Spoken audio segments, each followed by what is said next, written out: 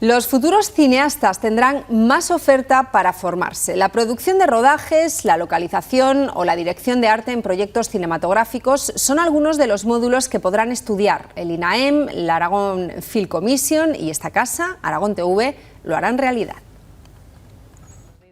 De la alta montaña al páramo, de los paisajes desérticos al encanto de los pueblos rurales, Aragón es un escenario gigante, lleno de contrastes. Una tierra que cada vez más enamora a cineastas que quieren rodar aquí sus películas, algo que genera empleo, pero antes es preciso formar a los profesionales.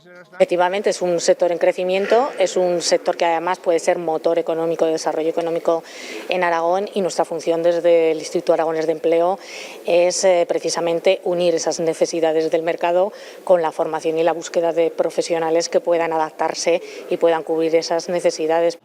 En esta línea surge la alianza entre el INAEM, Aragón Televisión y Aragón Film Commission. Juntos han puesto en marcha nuevos módulos para completar la formación de los futuros profesionales del sector.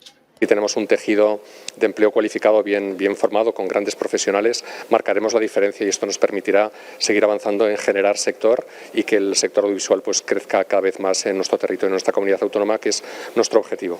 4 módulos formativos que cuentan con profesores que saben lo que es rodar detrás de la cámara.